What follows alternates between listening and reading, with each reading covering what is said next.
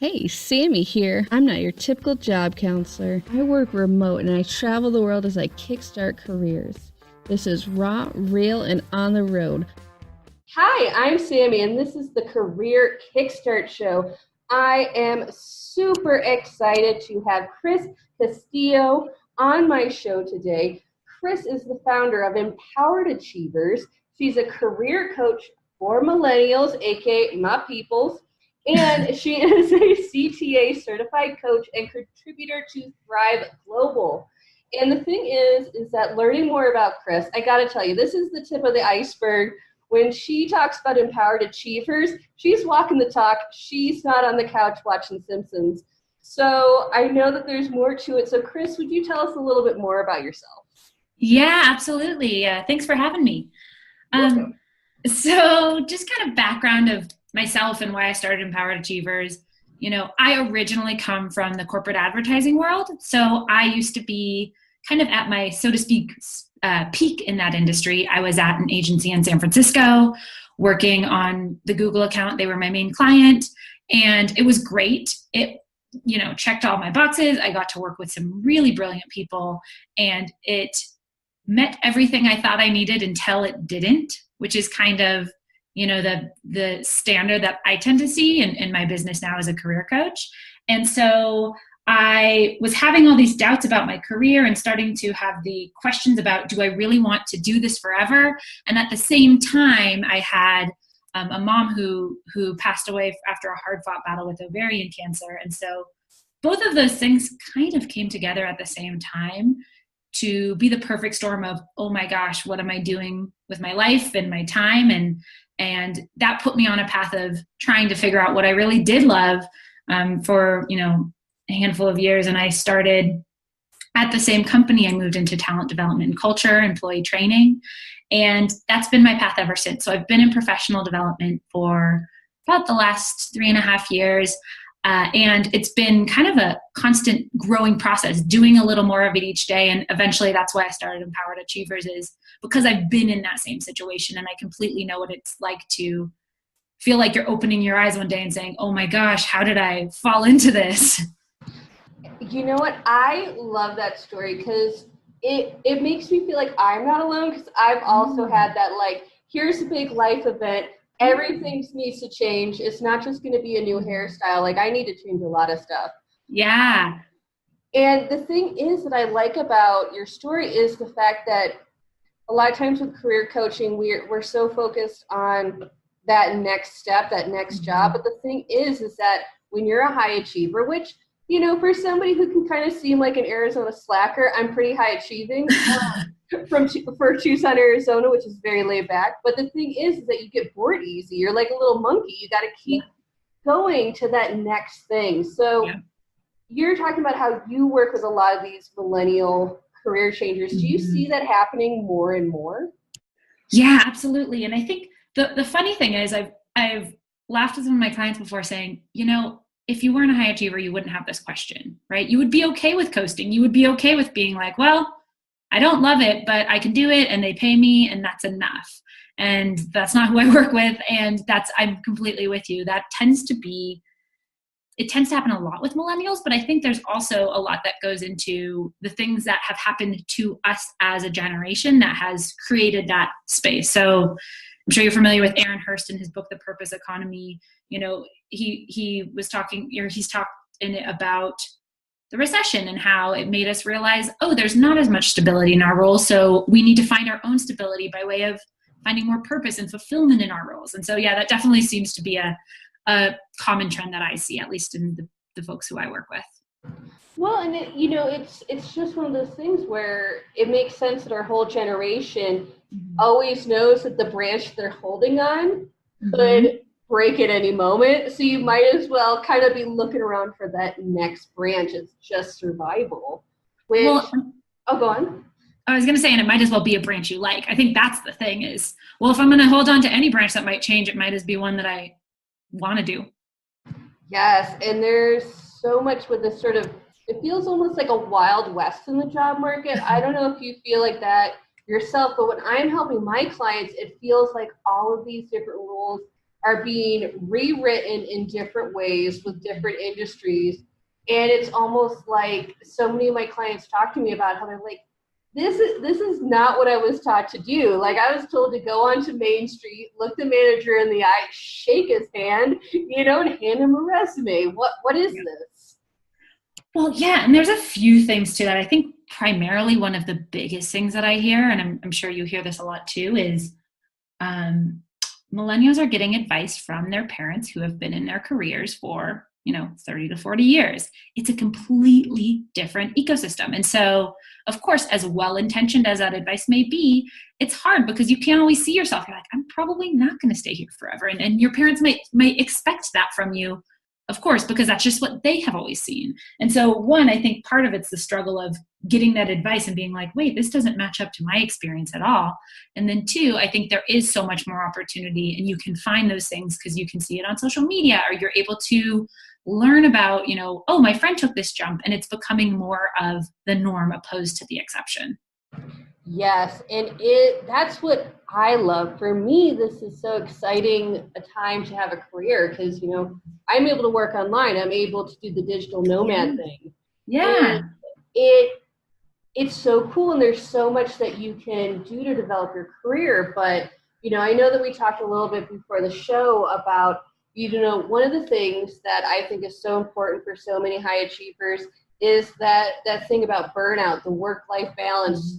Because we're all like, I don't know about you, but somehow I have this idea that I will be able to launch like a 6-figure business. I'll be able to get a 6-pack. I'll be able to keep close, lovely connections with like all of the people that I know. And I'll be able to do that in a 24-hour period. Mm-hmm. Except you really can't. And then you slap on professional development on top of it. And I know, like, this is why I sympathize with my clients when they're like, there's just so much to do. When am I supposed to do all the things I got to do? And then professional development. I know I threw a lot at you, but how about you kind of work through this conundrum for me?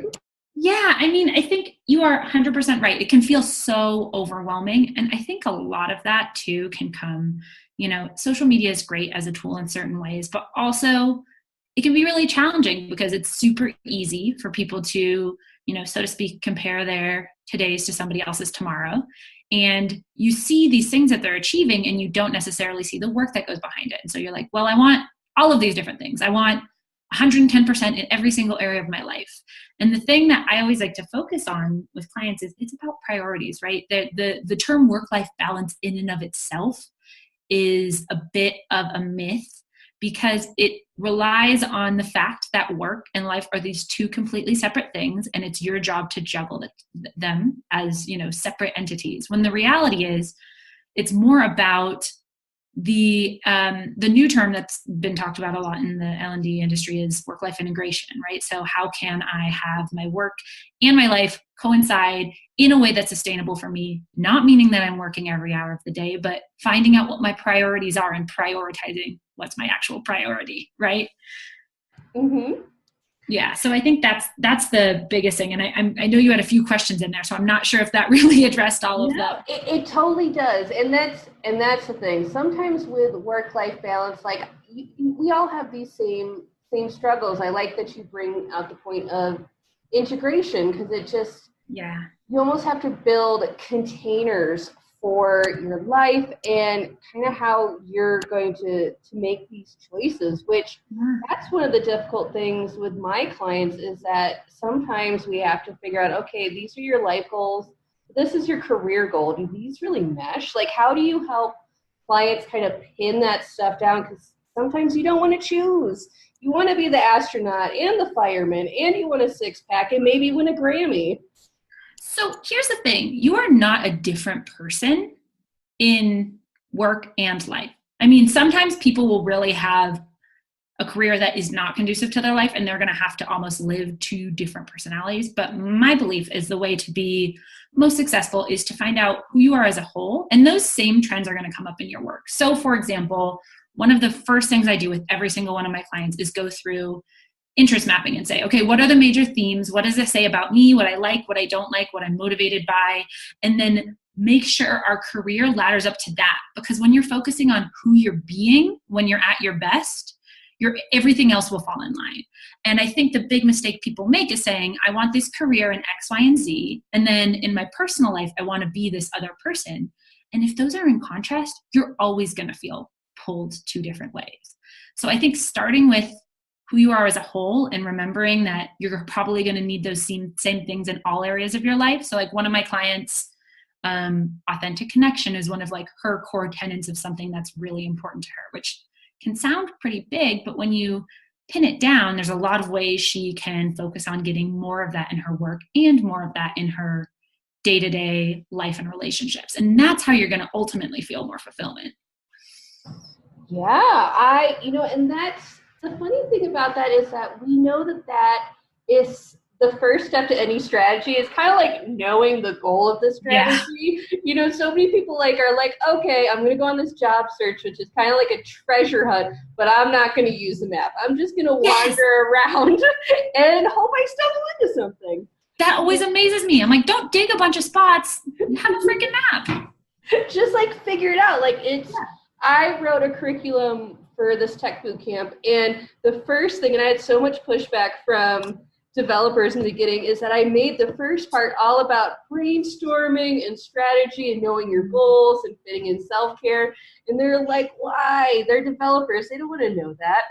That's all stuff where they're like, oh my God, it made it so much easier to actually search for jobs when I knew what I wanted to actually search for. And I'm like, yes, we're in a big wide internet, guys. You're going to have to narrow that LinkedIn search. Yeah. Oh yeah. Just typing in the title and the city. I'm like, guys, it's like going to a car lot and saying, do I want a convertible or a minivan? I don't know. Those are very different choices. You should have narrowed in. Yeah, I'm with you. And so often people want to rush that process. And I think you're setting yourself up to have this same question in 6 months if you don't want to do it right. Mm-hmm. Exactly.